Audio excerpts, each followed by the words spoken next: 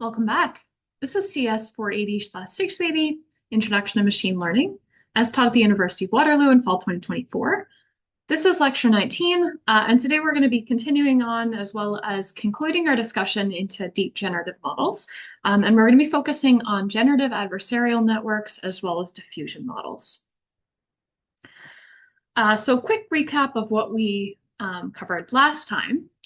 So we really focused on a particular deep generative model based on the classical autoencoder, known as the variational autoencoder or VAE.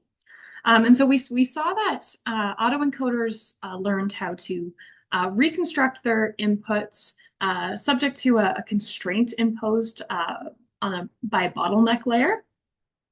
So an information bottleneck in the deterministic autoencoder.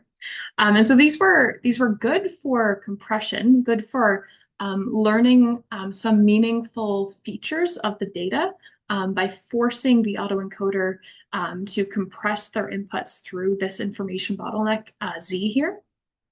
But these autoencoders weren't good for generation because there was very little, there wasn't any structure necessarily in its latent space.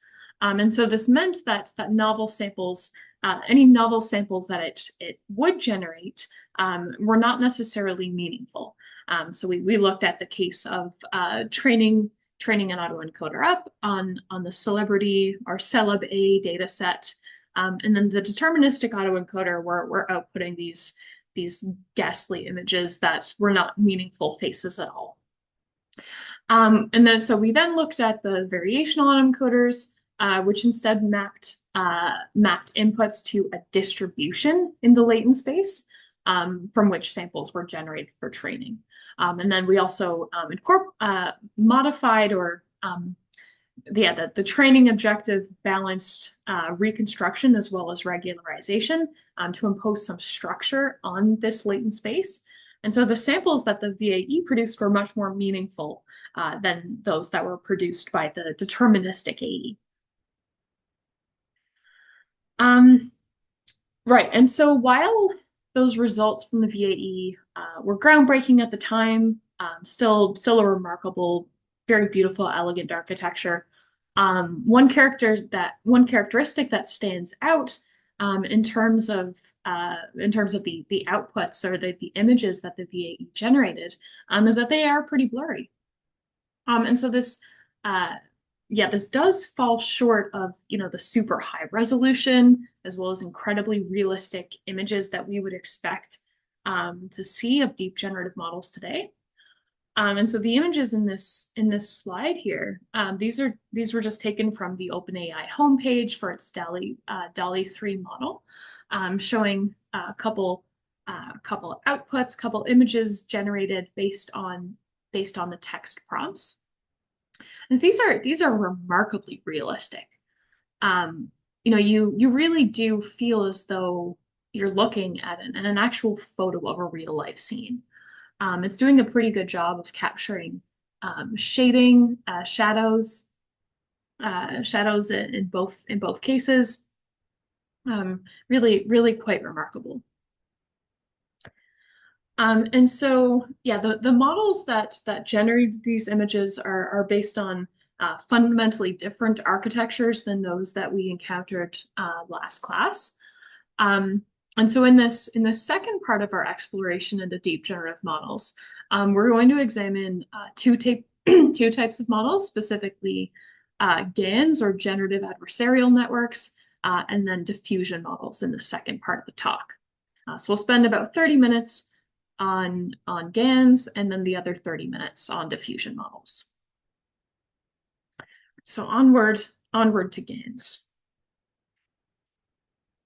All right, so a generative adversarial network, as the name suggests, involves an adversarial setup, and specifically one where we've got two neural networks and they're competing against each other in a zero-sum game. Okay, so these two networks are the generator and the discriminator, and they've got distinct roles. So the generator's job is to generate synthetic data. And so it's attempting to replicate the real data distribution. And so it takes in a random noise vector and transforms it into a plausible data sample, or tries to at least. And so this is then fed to the discriminator, which is interleaved with real samples. So some of the samples that the discriminator gets are going to be from a real training data set, and then some are going to be from the generator. And so the discriminator outputs a probability indicating whether each input that it gets is real or fake. And so the discriminator is it's acting like a critic.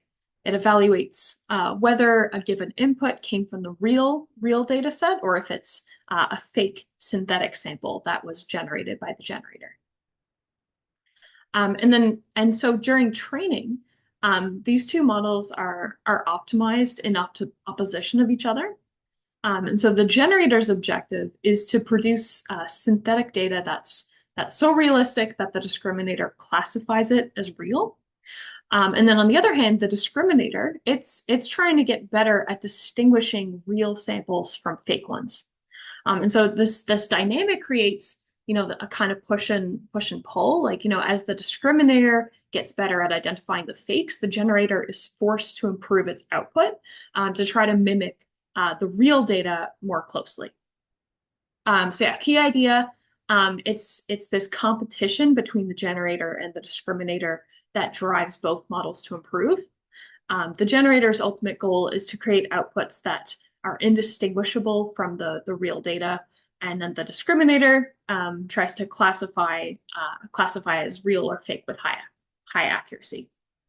By the end of the training process, the generator should be capturing the underlying data distribution to create synthetic samples that are nearly identical to those in the real data set. All right, so right before, so that was the key idea. We'll get into the math soon. Just want to start off with a bit of terminology. Okay, so in a GAN, there's three distributions that we should understand. So there's the distribution of the random noise vector P sub z, and so this is the input to the generator, typically sampled from some prior distribution like a Gaussian or a uniform distribution. And then the next one is P sub g. And so this is the distribution. This is the output of the generator, the distribution of the generator outputs. And so when a noise vector is sampled from P sub z, is passed through the generator, the network is going to map that data sample to essentially defining the generator distribution over time, over successive samples. P sub r, that's the distribution of real data. So this is the target for the generator. This is what the generator is trying to reproduce. So in an image generation task, P sub r, that would be the data set of real images, the empirical distribution over real images. The discriminator is then plays the role of the classifier, so it's trying to distinguish samples that were drawn from P sub r versus fake ones that were drawn from P sub g. And then if all goes well, this distribution P sub g is going to evolve during training as the generator learns to produce samples that increasingly resemble those from the real data distribution. So the goal of the generator is to align P sub g with P sub r. In which case the generator is trying to fool the discriminator into believing that its samples are real. So just to drive home what we expect to see as the training progresses. So we can consider a simplified case of a one-dimensional feature space where with the three key distributions at play. These figures here represent distributions at different epochs in GAN training. with early epochs on the left and then late epochs on the right. And so in these figures, the real data distribution is the black dotted line. The generator's distribution is the green line, and the discriminator's output is the blue dashed line. So yeah, at the start, the generator's distribution is quite different from the real distribution in black. And so the discriminator in this case is clearly able to distinguish between real samples and fake samples. And its output reflects that. It's got high confidence in regions of real data and then low confidence elsewhere. And then the idea is that the generator can use this feedback from the discriminator to adjust its mapping to try to push its distribution closer to the real data distribution. Right. So as the generator improves, its distribution starts to overlap a bit more with the real data distribution. And then so yeah, during this phase, the generator, it contracts contracts its outputs to have more concentrated outputs in regions of high density under the real data distribution. And then finally in the last panel, when the generator and discriminator both have enough capacity and the training process converges, the generator's distribution is indistinguishable from the real data distribution. And so at this point, the discriminator's confidence levels are just uniform. And so it has, it can't distinguish between real and generated samples anywhere. And so this is the ideal end state where the generator has effectively learned the true data distribution. And yeah, the adversarial game has kind of reached an equilibrium at this point.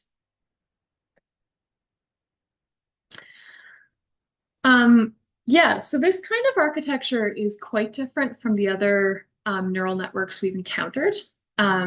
So yeah, how can we formulate learning in a generative adversarial network? And so in GANs, the learning process is framed as a minimax game between two neural networks, the discriminator and the generator, each with opposing objectives. So yeah, the discriminator, we know that acts as a binary classifier. Its job is to distinguish real samples that are drawn from P sub R from the fake samples generated by the generator, which are drawn from P sub G.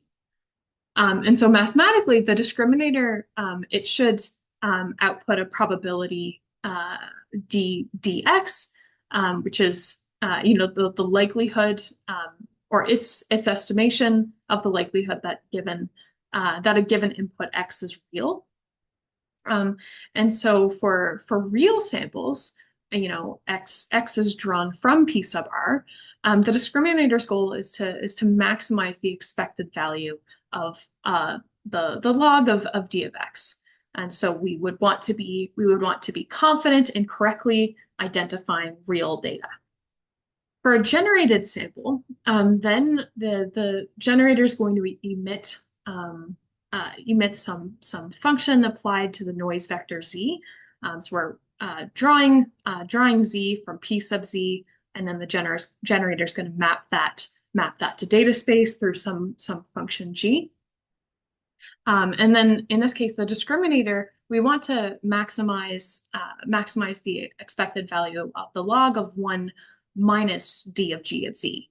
And so in this case, we want to minimize the confidence that a fake sample is real. And then the generator's goal is adversarial. And so it's trying to map the random noise z into synthetic samples g of z that's, it looks so real that the discriminator can't distinguish it from the real data. And so the generator's goal is instead to minimize the expected value of the log of 1 minus d of g of z. So in this case, we're maximizing the discriminator's output for its own fake samples. Um, and so, yeah, together, these opposing goals define what's known as the minimax optimization problem. And so the discriminator aims to maximize its ability to classify samples correctly, and then the generator tries to minimize this ability by producing convincing fakes, essentially.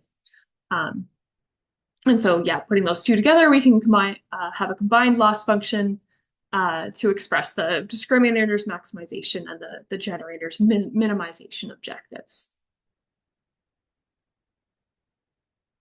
All right, so we've got a training objective. Do we have any kind of theoretical assurances about how this minimax game between the generator and the discriminator is going to play out? And so conveniently, under certain assumptions, convergence can actually be guaranteed.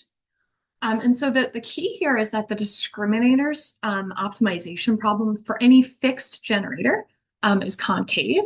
And so what that means is that there's a unique solution for the discriminator's loss. And so if that's true, then we can just differentiate it to find out what's going on near the optimum. So let's go ahead and do that.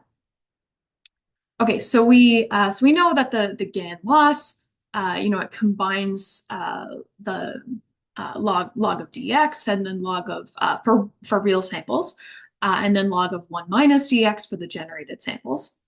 And so we know that that's expressed as an expectation over the distributions of real and generated data, respectively.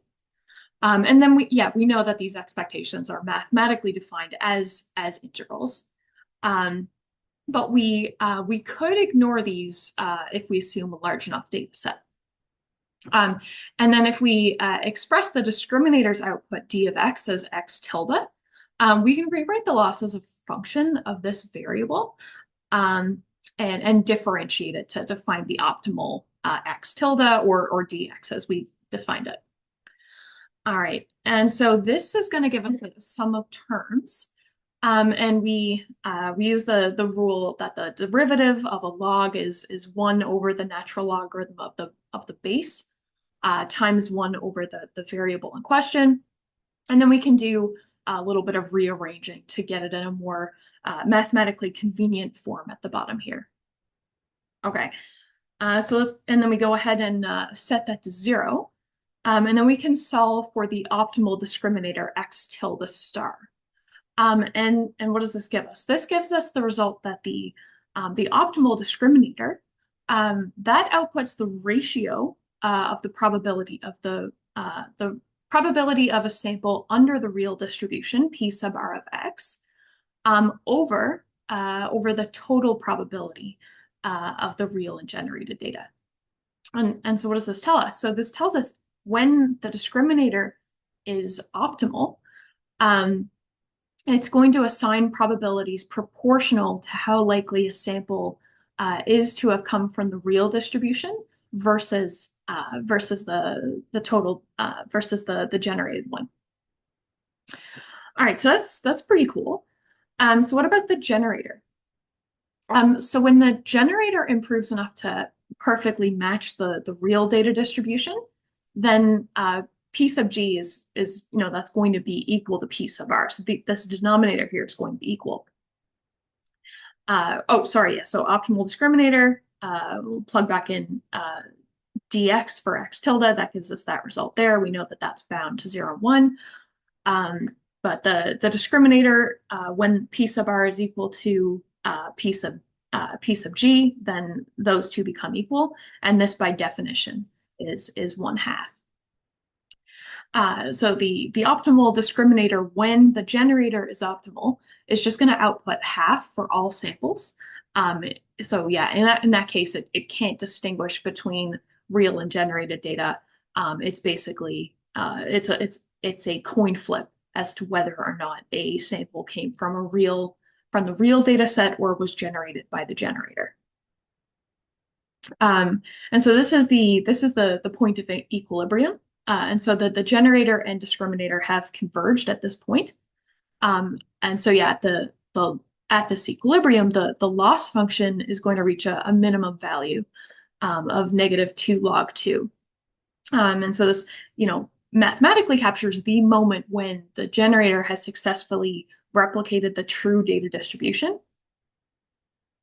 So, I guess what this tells us is that the GAN framework is mathematically sound because we do have this, this minimal point, this some meaningful characteristics at the equilibrium. All right, so another interesting property of generative adversarial networks involves something called the Jensen-Shannon divergence. And so this is a measure of similarity between probability distributions.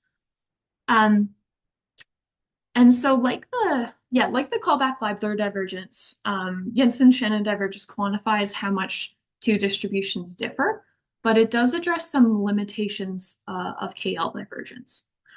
And so to see what those are, let's consider two Gaussian distributions here in the top left.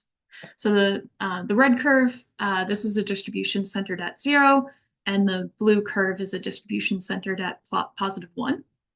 And so while the two distributions overlap, we can clearly tell them apart. They've got different means. The callback-Leibler divergence measures how much one distribution diverges from another. But it's got an inherent asymmetry to it.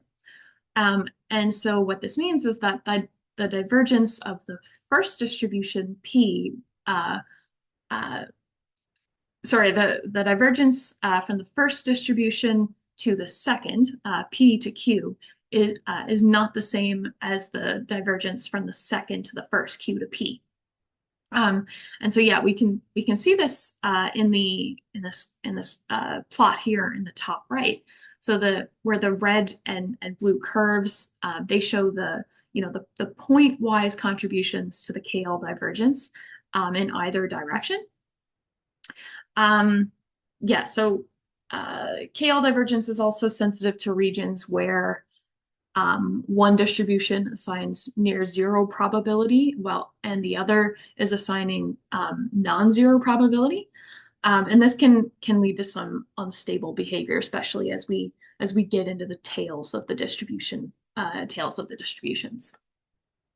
Okay, so Jensen-Shannon divergence takes a step towards addressing these issues by effectively symmetrizing the KL divergence. And so it does this by taking an average of the two KL terms. So the first term that measures the KL divergence of the first distribution P to the midpoint of the two distributions in question. And then the other measures the KL divergence of the second distribution to that same midpoint. And so that this midpoint is effectively the average of the two distributions. And what we get is a symmetric measure that ranges from 0 to 1. So 0 when the two distributions are identical, and then 1 when they're completely disjoint. Okay, so let's now use Jensen-Shannon divergence to try to understand the similarity between the distribution of real samples and the distribution of generated samples. And so as we just saw, Jensen-Shannon divergence, that's the average of two KL divergence terms. And so in this setting, we're interested in the divergence of either the real data distribution P sub R to the midpoint distribution, or P sub G, the distribution of generated samples to that same midpoint. And so the first term that computes the KL divergence of P sub R relative to the midpoint, and the second term computes P sub G relative to the midpoint. And so if we go ahead and substitute the actual expressions for KL divergence, then we can directly relate JS divergence to the GAN loss function. And so as we saw in the a few slides back, when the discriminator is optimal, it's going to output a value that's proportional to the likelihood of a sample being real, relative to the combined likelihood of both real and generated distributions.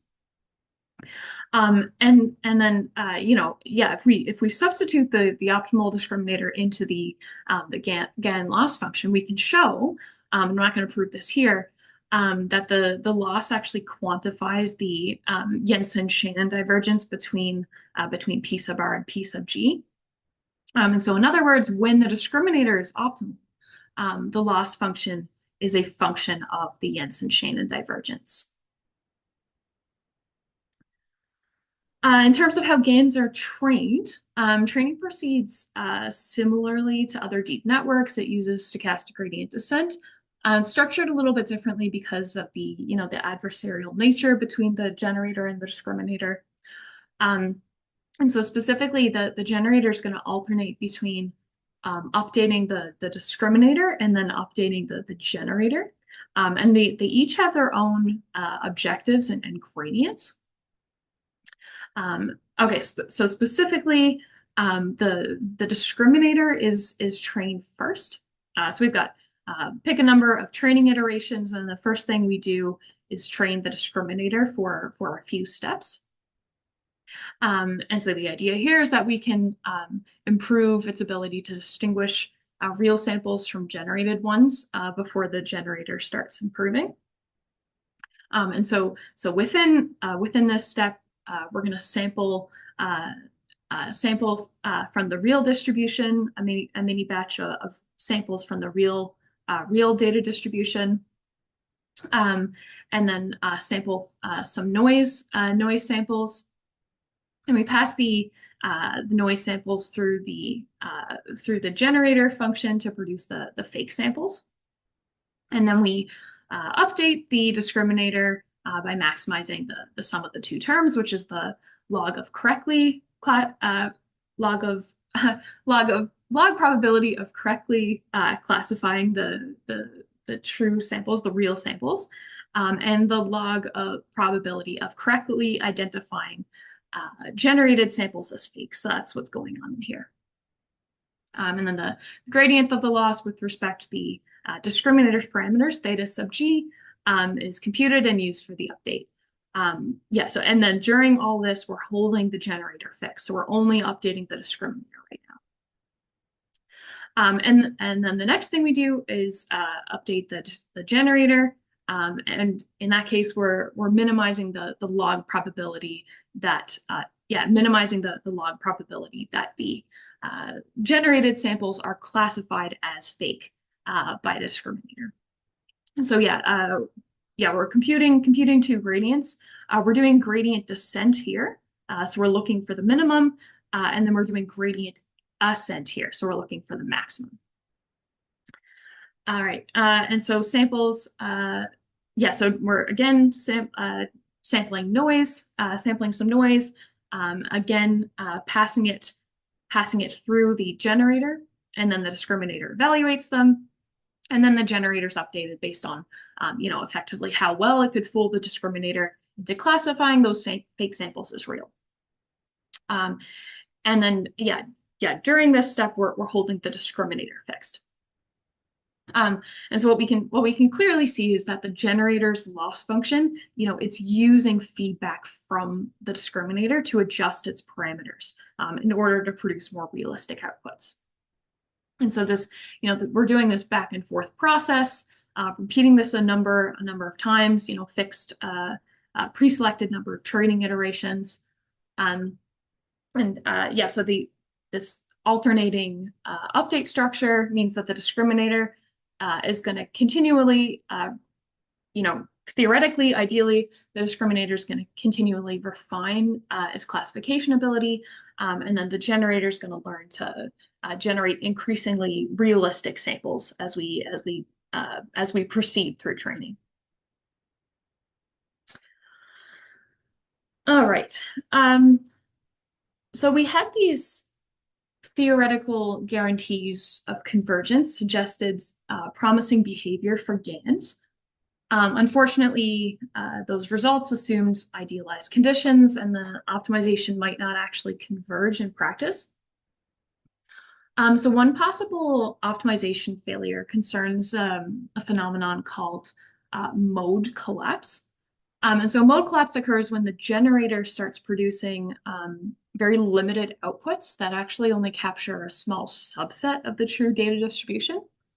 Um, so yeah, essentially the generator learns to focus on specific modes or patterns in the data and just repeatedly outputs that rather than trying to actually reproduce the distribution of the real data distribution.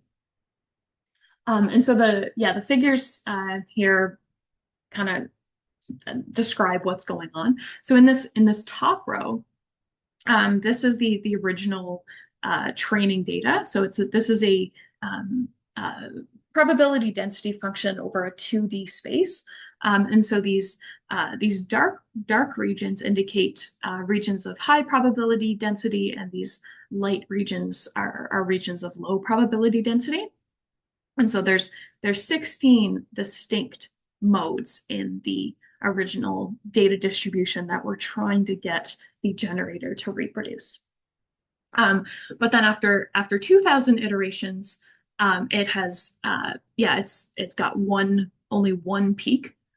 Maybe some peaks here in the corner, but clearly just one after 2,000 iterations. And then after 4,000 iterations, it's gone down to it's improved a little bit to four modes. And so this is mode collapse because it's we've gone from 16 modes down to four. We haven't actually captured the distribution, the real data distribution. We're focusing on a subset of the modes. Mode collapse can happen for a couple reasons. One explanation is that the generator is learning too quickly relative to the discriminator, so that it is actually exploiting weaknesses in the discriminator rather than approximating the true data distribution in good faith.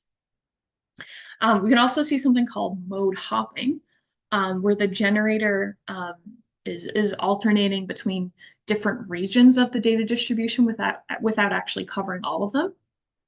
And so we can see this phenomenon in the images in this bottom figure here. And so yeah, instead of generating a diversity of outputs, the GAN is outputting images that are clearly visually similar. So these three images here, I'll have this yellow region, a blue region, pink region, and this image here is almost is indistinguishable from this one over here. And so it's clearly repetitive, highly visually similar images. It's in this case it's failed to represent a variety, the variety present in the training data.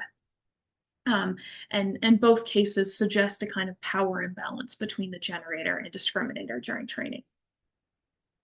To address mode collapse, several strategies have been proposed.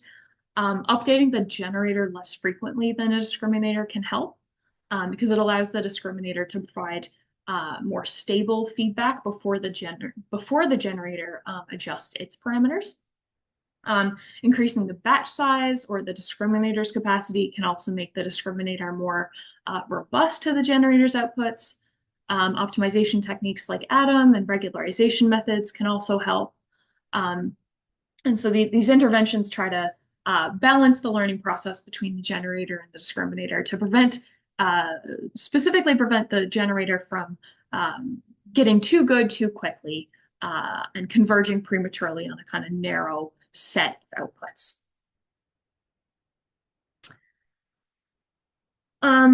Right, optimizing GANs is also difficult just because of the fundamental nature of the loss landscape and gradients. So another major issue is the vanishing gradient problem. And this is the flip side of mode collapse and happens when the discriminator becomes too effective at distinguishing real from fake samples. And so whereas in mode collapse, the generator was kind of getting too good relative to the discriminator, this vanishing gradients is when the discriminator is too good relative to the generator. So yeah, what's going on here? So as the discriminator improves, it's the gradients with respect to its loss are going to get smaller and smaller. So the generator is going to receive smaller and smaller gradients. And so this has the effect of stalling its ability to learn. And so in one experiment, researchers pre-trained a type of GAN generator for a few epochs, and then trained a discriminator from scratch while measuring the gradients that were available to guide the generator. And so the results showed that as the discriminator improved, the generator's gradient norms decayed exponentially, and we're looking at this on a logarithmic scale. So for example, when the generator was pre-trained with, after 10 epochs, its gradient, the gradients available to it dropped by almost, about 3 orders of magnitude after just over 500 training iterations. And so by this point, its updates are, by this point, meaningful updates has kind of been halted for the generator beyond that point. And so this is a pretty critical flaw in the original GAN framework, at least. So when the discriminator learns too quickly, there's an imbalance in the adversarial process as well, undermining the ability of the generator to make meaningful progress. Another challenge arises because of the non-convex nature of the GAN objective. So unlike typical optimization problems, in GANs, we're finding an equilibrium in the minimax gain, which is not the same as an optimal point in the training objective that we're used to. It's actually better characterized as something called a saddle point in the loss landscape. We're not going to get into exactly what those are, but it does mean that instead of converging, the generator and discriminator might actually exhibit oscillations as they cycle through updates without reaching that exact equilibrium that we'd like them to. Parameterization of deep neural networks can make matters worse by making those dynamics even more complicated, and convergence even more precarious. To mitigate these issues, there are alternatives like Wasserstein GAN, WGAN. And so WGAN replaces the Jensen-Shannon divergence with something called Earth movers distance. This is a non-saturating metric, and helps address the gradient, the vanishing gradients issue. And so the idea is that we can provide meaningful updates even when the discriminator becomes strong. And so, the idea is that WGAN provides a more stable training process. That being said, stabilizing GAN optimization is still at least to the point where I've researched, still an active area of research. And so, we do still need innovation to address these to really address these challenges and improve the adversarial process. All right, so that concludes our discussion of GANs. Let's now get into the last deep generative model that we're going to consider, which is diffusion models. Okay, so what are diffusion models?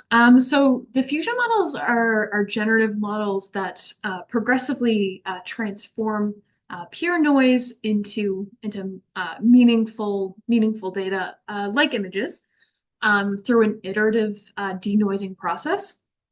And so within this set of images, each row represents a transformation of pure noise on the left here, into what we can see are increasingly recognizable images. And so this is done by removing noise step by step. And so each column in this grid of images, this corresponds to one intermediate step in the denoising process. So generative models that we're progressively transforming pure noise into something meaningful, into meaningful data. All right, so to get some insights into how they work, today we're going to look at the model proposed by Ho, Jane, and Abil in 2020. And so they investigated the capacity of denoising diffusion probabilistic models, or DDPMs, to generate images.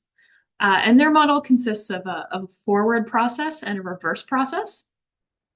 And so in the forward process, the data, which is represented, we're going to denote that as XO today. So in the forward process, XO is gradually transformed into noise through a sequence of steps.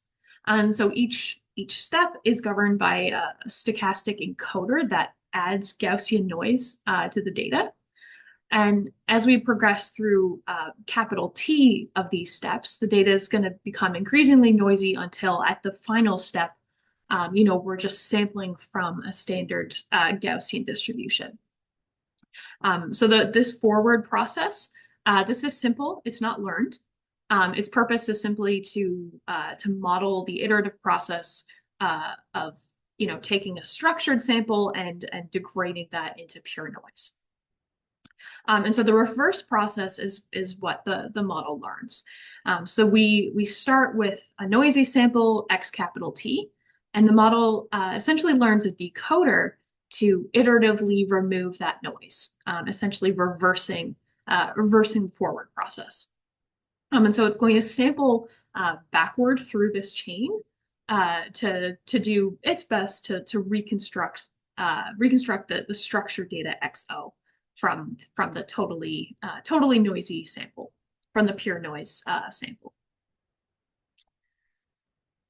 All right, so let's get a bit deeper into these forward and reverse processes. So the forward process that gradually converts the observed data into the noisy version. So I know this doesn't sound too interesting, but there actually are some surprising and convenient characteristics of this process. First off, we model this as a linear Gaussian Markov chain. And what this means is that the transition probability Q to of some step to the next step depends only on the current step. So if we're at step x of t minus 1, the probability of going to x of t, that depends only on x of t minus 1.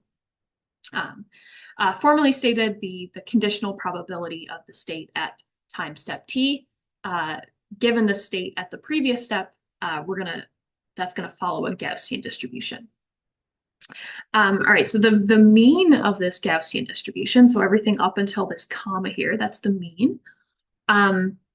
This is proportional to the state at the previous step, x of t minus 1, and then it's scaled by this factor, the square root of 1 minus beta sub t. And this beta sub t, this is a noise schedule parameter, and it determines how much noise is added at each step. And then the covariance matrix of this Gaussian is defined as beta sub t times the identity matrix, which ensures that we're adding isotropic Gaussian noise. Noise is being added evenly across all dimensions here. And so this setup here, what it implies is that the data point x of t is generated by attenuating the previous state, x of t minus 1, and then adding noise controlled by beta t. Since this is a Markov chain, x of t is conditionally conditionally independent of all prior states, provided we have x of t minus 1. So given x of t minus 1, x of t is conditionally independent of all prior states. And then the joint distribution over all previous states, so x of 1 through capital T, or q of x1 through capital T given x0. This joint distribution over all previous states, we can express that as a product of these Gaussian transition probabilities from x of t minus 1 to xt. This here is a direct application of the chain rule of probability. Um, Conveniently, we can compute the marginal distribution for any intermediate state x of t in closed form. And so this is given as another Gaussian distribution where the mean is the initial state x0 scaled by the square root of alpha bar t, and the covariance is scaled by 1 minus alpha bar t. Okay, so and alpha bar t, um, alpha bar t, this is the cumulative product of alpha t across all previous time steps, where alpha t is defined as 1 minus beta t. So with this cumulative product, we're essentially measuring the overall proportion of the original signal that was retained after t steps in the diffusion process. And so this is really convenient because it means that the forward process doesn't need to operate sequentially. It can actually skip ahead to any time step. A couple comments here. So the noise schedule is usually chosen such that alpha bar t approaches zero as t becomes large. And so this, and specifically, alpha bar at capital T is zero. So when we get to that final step, we want that to be zero. And so this implies that after capital T steps, the state x of t is approximately a standard Gaussian distribution. Yeah, the n scripted n zero and the identity matrix. And so at this state, this is the end of the forward process, and the data has effectively been transformed into just pure noise. Okay, so that was the forward process, but what about the reverse process?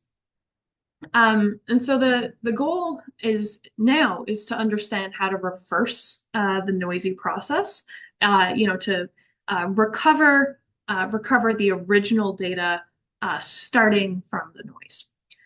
So in this case, in this situation, we're given some noisy image and we want to move it backwards one step in the chain. And so we want to know the image that resulted in the slightly noisier version that we have. And so essentially we're asking, what is the transition probability of x of t to x of t minus 1. And then we can derive this by relying on the reverse of a single forward step given the original data xo. And so we can model the reverse process q of t x of t minus 1 given x of t and xo as a normal distribution, where x of t minus 1 is sampled from a Gaussian with a mean mu of t given x of t and xo, and a variance beta tilde t times the identity matrix. And this beta tilde t, this is defined in terms of alpha bar t and the noise that noise schedule parameter that we had before, beta sub t. And so what and then let's zoom in and look at what this mean is. And so mu is a weighted average of the original data xo and the noisy data xt, where the weights are determined by alpha bar t, beta sub t, the parameters from the forward process. This makes sense because we're considering one step in the past, which should be somewhere in between where we started xo and where we are now at xt. Okay, so q of x of t minus 1 given xt and xo, this defines the ideal behavior, and we want to imitate this by training a model.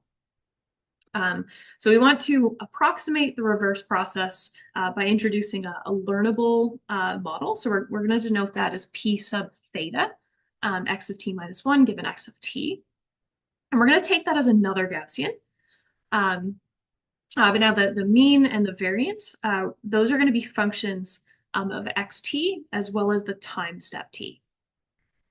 The overall reverse probability over all time steps, we're going to express that as a product of those individual conditional probabilities, starting with the prior at x of capital T, which is also assumed to be, the standard Gaussian. So we start from pure noise, just like we did there. Yeah, and then the covariance matrix, that's going to be, we're going to focus on the situation where that's also an isotropic Gaussian. And then there's a few heuristics to select the variance of that isotropic Gaussian. So there's a couple choices here, either beta sub t or beta tilde sub t.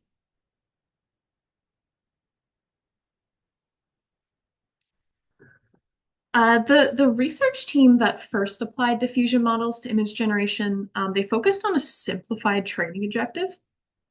Specifically, their objective was to minimize the KL divergence between the true reverse process, so that's Q of x of t minus 1 given x of t and xo, and the estimated reverse process, which is P sub theta, x of t minus 1 given x of t. So yeah, we want to we minimize this divergence such that the estimated reverse process aligns as closely as possible with the true reverse process Q.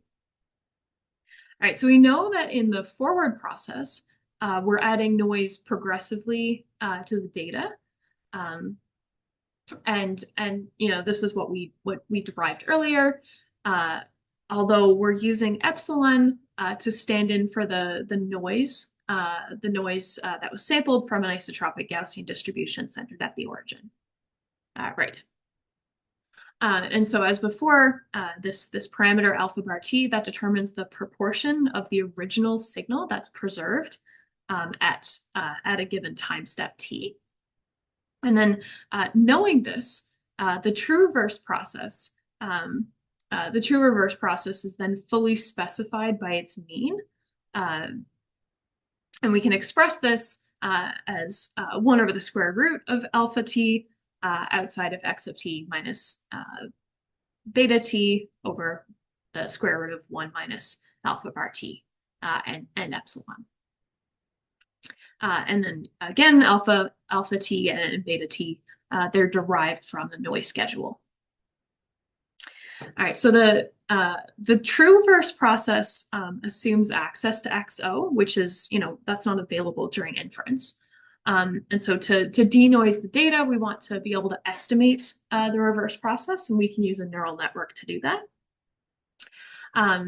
But the task of estimating the mean of the reverse process, that actually reduces to that of predicting the noise epsilon, or estimating the noise epsilon that was added during the forward process. So things can be simplified by training the network to estimate the noise rather than directly modeling the reverse mean. So we can write the mean of the reverse process, mu sub theta, as similar to the true reverse mean, but substitute the actual noise epsilon that was added with the network's estimation of that noise. A couple comments here. So yeah, when we say that the neural network is estimating or predicting the noise, we're not saying that it is some kind of fortune teller, that it can predict the outcome of a purely stochastic process. So what we're saying is that the model learns to estimate the noise that was added to XO in order to produce XT. So it's trying to infer the particular noise vector that was superimposed on the clean vector, on the clean data at a given time step. And then having access to this time step is a pretty crucial piece of information for the model because it tells the model how noisy the input is. So for example, at earlier time steps, the model expects less noise and is going to output a smaller epsilon. But then in later time steps, the model is going to expect higher levels of noise and is going to output larger epsilon. It makes the noise prediction a function of t, of the time step t. So the model is going to learn to adapt its denoising strategy to each specific stage of the denoising process. Yeah, to put it another way, the model is essentially learning the temporal dynamics of the diffusion process. So now that we have a handle on the basic operating principles of diffusion models, let's bring it all together with the specific algorithms for training and sampling. So during training, the neural network's learning to predict a noise that was added during the forward process. And so to do this, there's some sample drawn from the true distribution. And then we're also sampling time step t from a uniform distribution of 1 to capital T. And then the noise epsilon, we're sampling that. We sample that from a standard Gaussian distribution, which is added to XO for some random time step T. And so as we saw, the resulting noisy sample XT, so that's everything in here. So the image at time step T in the diffusion process, we have an analytical expression for that. And so the network's trained by taking gradient descent steps to minimize the squared error between the true noise epsilon. The true noise epsilon that we drew from the Gaussian distribution and the network's prediction about the noise. Given that noisy image and the time step t that allowed it to be generated. And so this loss function allows the network to progressively reverse the diffusion process to try to iteratively reconstruct the original data. And then once trained, we switch to inference mode to generate samples. And so we start with X capital T here, which is that's pure noise. So yeah, if we're dealing with images, every pixel in that image would be drawn from a Gaussian distribution. I guess to be more specific, if we had a black and white or a grayscale image, then the intensity of every pixel would be drawn from a Gaussian distribution. The algorithm then iteratively stepped backward in time. So now we're going from time step capital T to 1. And we're going to refine the noisy sample XT at each step.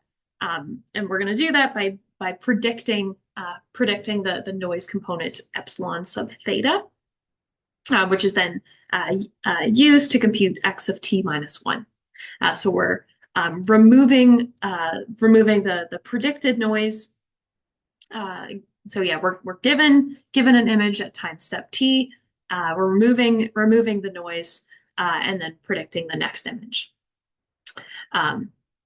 And so after completing all these steps, the final output X sub 0 should resemble something from the original distribution. That's the meaningful image that we've generated.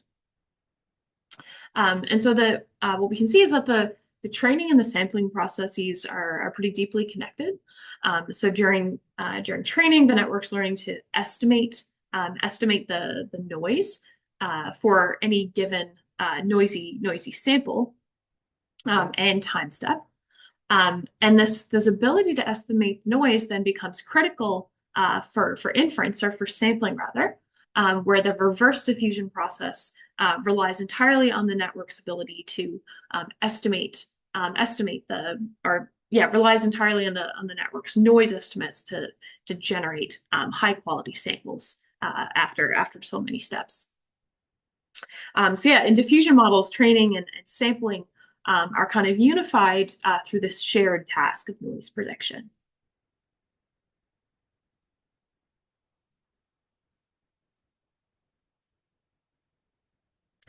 Okay, so that was all we're going to say about diffusion models. So let's wrap up by comparing the two models that we saw today. So generative adversarial networks, GANs, and diffusion models are two prominent approaches to image generation. They do have significant differences, though, in their design trade-offs. GANs are known for their ability to generate images pretty quickly once training is complete, because they rely on just a single pass through the generator.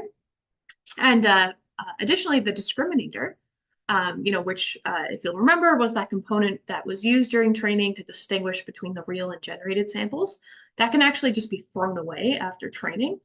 So we don't need to keep that around in memory when it comes time to do inference. GANs, though, as we saw, they're notoriously difficult to train. They've got those precarious optimization dynamics, because as if you'll remember, the generator and the discriminator had to kind of, were battling each other in that mini-max game. And we saw that led to problems like mode collapse, where the generator produced that limited variety of outputs, and then also encountered some instability issues due to gradients, due to various gradient issues, ultimately leading to a failure to converge, or setting it up for many reasons why we might not converge. Diffusion models, on the other hand, they're great at producing exceptionally high quality images, but their generation process is necessarily sequential because it involves, we're iteratively refining the noise over multiple steps. So it's going to make them computationally slower during inference. But yeah, despite this drawback, diffusion models do offer more robust and stable training. And this is because, they're optimizing a well-defined likelihood function rather than relying on, the adversarial training, which can only be, we had to characterize that as reaching an equilibrium point, which is not the same as an optimal point in the loss landscape. And so, we're kind of avoiding the delicate dynamics and convergence issues that GANs had in a diffusion model. So this stability makes diffusion models a promising alternative, especially if you're in a situation where, you want high quality images as well as robustness during the training process is more critical to you than speed at inference time. All right, so that wraps things up for today. That concludes this lecture. Quick reflection on what we did. So we started off talking about generative adversarial networks, GANs. We talked about some of the theoretical guarantees that are associated with a GAN in ideal settings. So there is a unique equilibrium point. We saw that the optimal discriminator computes the Jensen-Shannon divergence between the real between the real and the generated distributions. We also talked about some of the caveats that prevent these theoretical guarantees from actually being achieved in practice. So for example, when we parameterize a distribution using a neural network, then that undermines the convexity assumptions that went into characterizing behavior at those optimal points to begin with. We also did encounter Jensen-Shannon divergence as a symmetric bounded alternative to the callback-Leibler divergence. That's been a recurring theme in this course so far. We also saw some examples of some of the types of failure modes of GANs and what those might look like if you were to inspect the generated data. So things like mode collapse, vanishing gradient. What kind of data would you expect to see if those were the issues that you had? And then we also talked about specific ways to address those issues. Mode collapse mode collapse is when the generator is too smart relative to the discriminator. And so, yeah, you might need to increase the neural capacity of your discriminator, for example, or increase the batch size. Um, there's a few others that we mentioned. And then on the vanishing gradient side, that was when the discriminator became too smart relative to the GAN, and couldn't provide it any way to actually get better. Um, so yeah, look back at those slides if you want to dig deeper about how exactly to fix those problems. And then we switched gears and started talking about the diffusion model. So definitely want to be able to tell apart the forward and reverse diffusion processes. Um, and then we concluded by comparing GANs and diffusion models. Yeah, GANs are fast but hard to train. Diffusion models can produce really high quality images and are going to be a bit more robust during the optimization process, but inference is going to take a long time because they are, yeah, it's got an inherently sequential process to it.